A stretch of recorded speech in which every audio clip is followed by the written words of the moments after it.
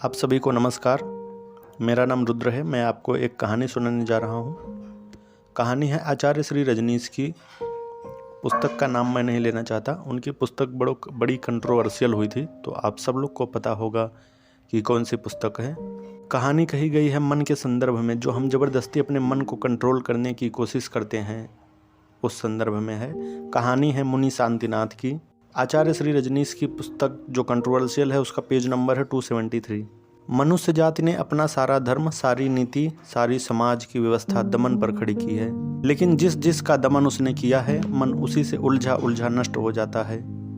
मन को हम भगा रहे हैं और मन को इतने जगह से भगाया है कि हम यह भूल ही गए हैं कि अब मन को कहाँ होना चाहिए। मन वही वही हो गया है जहाँ जहाँ हमने उसे इनकार किया है।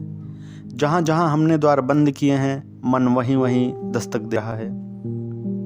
लोग कहते हैं क्रोध से लड़ें, और मन क्रोध के ही पास खड़ा हो जाता है। हिंसा से लड़ें और मन हिंसक हो जाता है। मोह से लड़ें और मन मोह से बंध जाता है। लोभ से लड़ें, मन लोभ में गिर जाएगा। काम से लड़ें, मन कामुक हो जाएगा। जिसे लड़ेंगे मन वही हो जाता है। यह बड़ी अजीब बात है। जिसको दुश्मन बनाएंगे, मन पर उस दुश्मन की ही प्रतिछवि अंकित हो जाएगी। मित्रों को मन भूल जाता है, शत्रुओं को मन कभी नहीं भूलता। लेकिन यह हो सकता है कि जिससे हम लड़ें, मन उसके साथ ढल जाए, लेकिन उसकी शक्ल बदल ले और नाम बदल ले। तो मैंने सुना है, एक गांव में एक बहुत क्रोधी आदमी था। इतना क्रोधी कि उसने अपनी पत्नी को धक्का देकर कुएं में गिरा दिया। जब पत्नी मर गई और उसकी लाश निकाली गई, तो वह क्रोधी आदमी जैसे एक नींद से जाग गया। उसे याद आया कि उसने जिंदगी में सिवाय क्रोध के और कुछ भी नहीं किया। इस दुर्घटना से वह एकदम सचेत हो गया। उसे बड़ा पश्चाताप हुआ। गांव में एक मुनि आए थे। वह मुनि के दर्शन को गया और उनके चरणों में सिर रख कर रोया, और उसने कहा, मैं इस क्रोध से कैसे छुटकारा पाऊँ। अक्सर हम सभी यह प्रश्न पूछते रहते हैं, क्या रास्ता है, मैं कैसे इस क्रोध से बचूं। मुनि ने कहा कि सन्यासी हो जाओ, छोड़ दो वह सब जो तुम कल तक पकड़े थे। लेकिन मज़ा यह है कि जिसे छोड़ो, छोड़ने के कारण ही वह और पकड़ जाता है। लेकिन यह थोड़ी गहरी बात है, यह एकदम से दिखाई नहीं पड़ती। तो कहा, छोड़ दो सब, क्रोध को भी छोड़ दो, सन्यासी हो जाओ, शांत हो जाओ। अब कोई क्रोध को कैसे छोड़ सकता है। वह आदमी सन्यासी हो गया। उसने तत्क्षण वस्त्र फेंक दिए और नग्न खड़ा हो गया, और उसने कहा, मुझे दीक्षा दे दे अभी इसी क्षण। मुनि बहुत हैरान हुए। बहुत लोग उन्होंने देखे थे, ऐसा संकल्पवान आदमी नहीं देखा जो इतनी शीघ्रता से सन्यासी हो जाए। उन्होंने कहा, तू बहुत अद्भुत है, तेरा संकल्प महान है, तेरा संयम महान है। तू इतनी शीघ्रता से सन्यासी होने को तैयार हो गया है, सब छोड़कर। लेकिन मुनि को भी पता नहीं कि यह क्रोध ही है, यह क्रोध का ही दूसरा रूप है। यह आदमी जो अपनी पत्नी को एक क्षण में धक्का दे सकता है, वह एक क्षण में नंगा खड़ा होकर सन्यासी भी हो सकता है। इन दोनों बातों में विरोध नहीं है। ये एक ही क्रोध के दो रूप हैं। मुनि तो बहुत प्रभावित हुए थे। उन्होंने उसे दीक्षा दे दी और उसका नाम रख दिया शांतिनाथ। वह मुनि शांतिनाथ हो गया। और भी शिष्य थे मुनि के, लेकिन उस मुनि शांतिनाथ का मुकाबला करना बहुत मुश्किल था, क्योंकि उतना क्रोधी उनमें कोई भी नहीं था। दूसरे दिन में एक बार भोजन करते तो मुनि शांतिनाथ 2-2 दिन तक भोजन नहीं करते। क्रोधी आदमी कुछ भी कर सकता है। दूसरे सीधे रास्ते से चलते थे तो मुनि शांतिनाथ उल्टे कांटों भरे रास्ते से चलते थे। दूसरे छाया में बैठते थे तो मुनि शांतिनाथ धूप में खड़े रहते थे।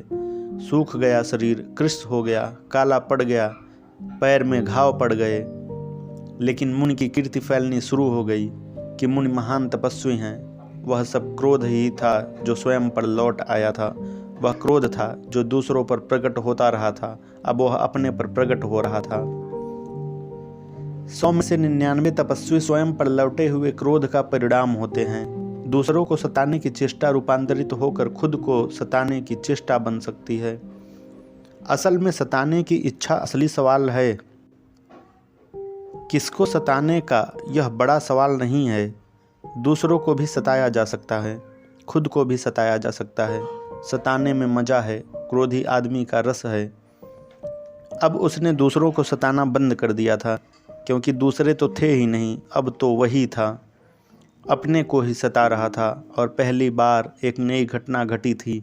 दूसरों को सताने से लोग अपमान करते थे, खुद को सताने से लोग सम्मान करने लगे थे। लोग कहते थे महान तपस्वी। मुनि की कीर्ति फैलती गई। जितनी कीर्ति फैलती गई, मुनि अपने को उतना ही टॉर्चर, उतना ही अपने साथ दुष्टता करते चले गए। जितनी उन्होंने दुष्टता की, उतना यश, उतना सम्मान। 2-4 वर्षों में ही गुरु से भी ज़्यादा प्रतिष्ठा उनकी हो गई। फिर वे देश की राजधानी में आए। मुनियों को देश की राजधानी में जाना बहुत ज़रूरी रहता है।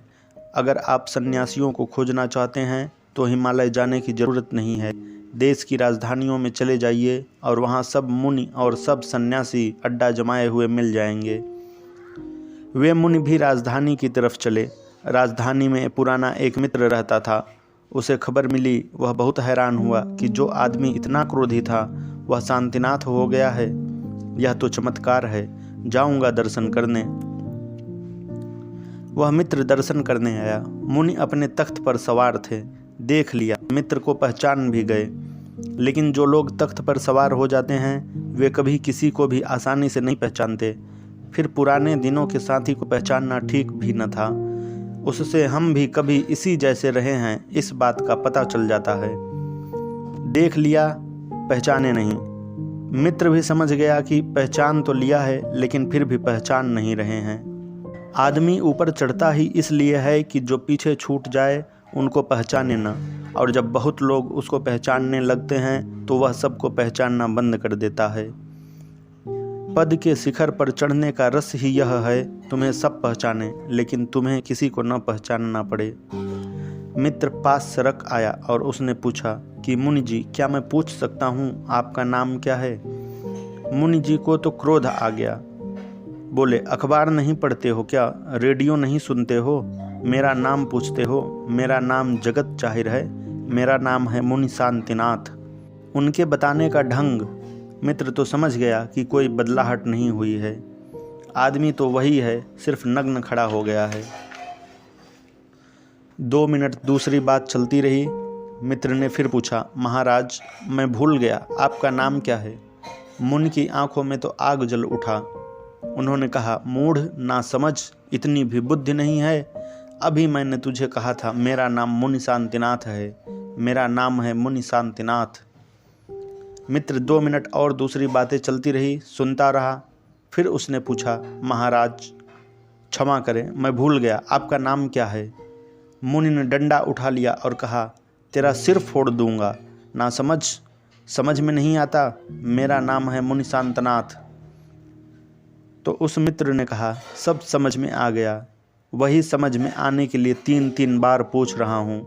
नमस्कार है आपको, आप वहीं के वहीं हैं, कोई फ़र्क नहीं पड़ा है। आप वहीं के वहीं हैं, कोई फ़र्क नहीं पड़ा। आचार्य श्री रजनीश की कहानी यहीं पर ख़त्म होती है, लेकिन जो इससे हमें प्रेरणा मिलती है वो सब आप लोगों को समझ में आ गया होगा, तो थोड़ा सा और भी पढ़ेंगे हम।